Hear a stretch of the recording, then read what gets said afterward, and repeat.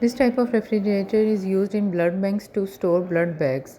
इसका टेम्परेचर होता है 2 to 6 डिग्री सेल्सियस और 35 डेज़ तक ऑलमोस्ट हम ब्लड बैग्स को रख सकते हैं। एवरेज टेम्परेचर 4 डिग्री सेल्सियस है। अस्सलाम वालेकुम एवरीवन। आज हम करेंगे storage changes in blood. Whole blood contents, आपको पता है, RBCs, plasma proteins, coagulation factors, डब्ल्यूबीसीज, platelets, electrolytes and dissolved gases.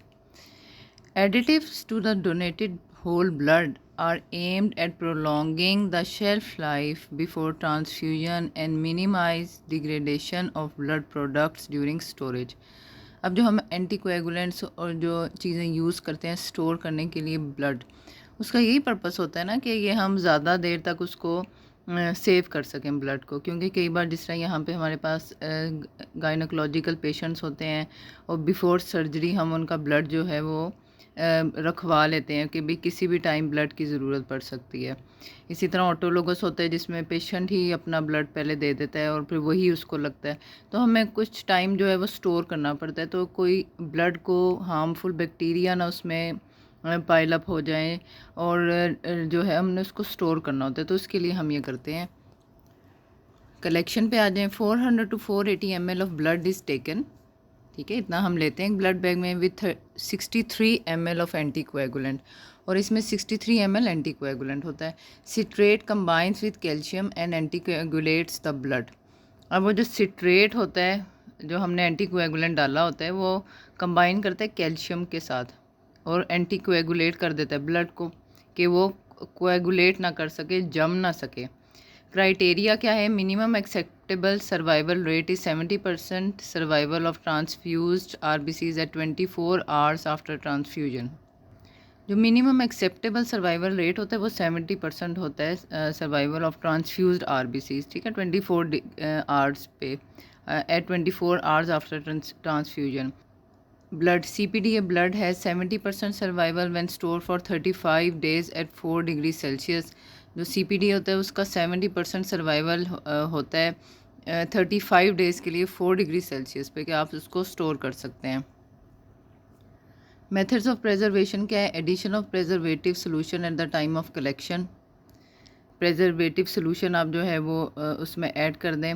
Storage condition होता है कि भाई लो टेम्परेचर पे रखना है। ये जो प्रेजर्वेटिव्स होते हैं ऑलरेडी हमारे बैग में मौजूद होते हैं, ब्लड बैग में, और टेम्परेचर जो बताया वो आपको फ्रिज मैंने अभी आपको दिखाया है वो 4 to 6 डिग्री सेल्सियस पे टेम्परेचर होता है और उसमें हम स्टोर कर देते हैं। So it minimizes bacterial growth and decreases metabolic rate. Aseptic technique to minimize risk of contamination. आपने ग्लव्स पहन के बड़ी एसेप्टिक मेजर्स कर करके स्टरलाइज करके एरिया को, और फिर आपने पेशेंट से जो है वो ब्लड बैग लेना होता है, एसेप्टिक मेजर्स अडॉप्ट करने होते हैं। टाइप्स ऑफ एंटीकोएगुलेंट और प्रेजर्वेटिव सॉल्यूशंस क्या है? CPD citrate phosphate dextrose, CPD adenine, उसके बाद SAGM saline adenine glucose and mannitol, उसके बाद एडसोल, उसमें होता है adenine glucose mannitol and sodium chloride. इसकी शेल्फ लाइफ होती है 42 days. Next is citrate, it anticoagulates by binding to calcium. Phosphate, it buffers which also provide phosphate source for metabolism. Dextrose provides energy source for continued glycolysis and ATP production. Adenine provides substrate for ATP synthesis. Addition of adenine to CPD prolonged shelf life to 35 days. Anticoagulant solution dilutes the plasma by about 20%. CPD and CPDA1 have higher pH. 2 to 3 diphosphoglycerol levels are maintained longer. Changes in whole blood during storage. RBCs में क्या होगी? As storage time increases some RBCs become spherical due to metabolic changes associated increase in cell rigidity हो जाएगी। RBCs transfused at maximum storage time 10 to 20% में be destroyed within 24 hours. ये destroy हो जाते हैं 10 to 20%। WBCs क्या हैं? Granulocytes lose phagocytic and bactericidal properties within 4 to 6 hours. 4 to 6 hours में ये अपनी प्रॉपर्टीज़ लूज़ कर देते हैं। Maintain their antigenic properties, antigenic properties ये मेंटेन कर लेते हैं। Platelets they become non functional within 6 to 8 hours in blood stored at 4 degree Celsius. Factor 5 and 8 को क्या होता है, decreases with storage. Factor 5 decreases by 50% at 21 days. Factor 8 exponential decrease आता है to 75% eight 24 hours, 30% after 21 days. Other factors not significantly affected till more than 21 days storage.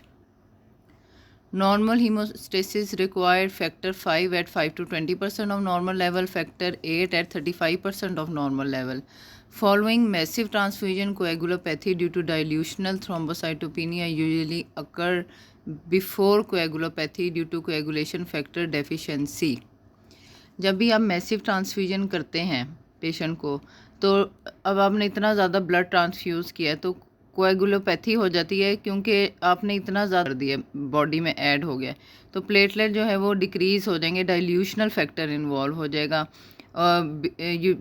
Before coagulopathy due to coagulation factor deficiency, क्योंकि factor जो है वो भी dilute हो गए हैं, उनकी भी डेफिशिएंसी हो गई है। बायोकेमिकल चेंजेस क्या होंगे, ATP fall slowly to 75% at 28 days, 2-3 DPG in CPDA blood decreases to 50% at 14 days और 5% हो जाएगा 28 डेज पे। Low pH increases rate of 2-3 DPG loss, decrease in 2-3 DPG is mainly due to reduction in glycolysis. Potassium level को क्या होगा, after first 48 hours progressive loss of potassium from RBC into plasma. Plasma potassium increases to about 12 millimole per liter at 7 days and 30 millimole per liter at 28 days. Increase कर जाएगा.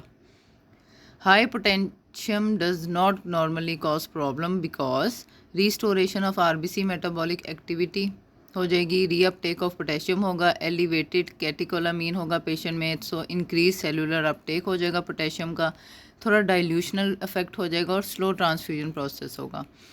Other changes क्या है, rise in RBC sodium, fall in pH, loss of calcium, formation of micro aggregate, small amount of haemolysis भी हो जाता है। Free haemoglobin, RBC lysis in storage increases free haemoglobin, haptoglobin और haemopexin saturable 1.7% at collection, 30% at 28 days. Bacteria Pseudomonas yersinia can proliferate at 4 degrees Celsius. Immunity microaggregates cause binding of fibronectin and decrease macrophage activity। ठीक है, macrophage activity ये decrease कर देंगे और change हो जाएगी antigen presenting capability.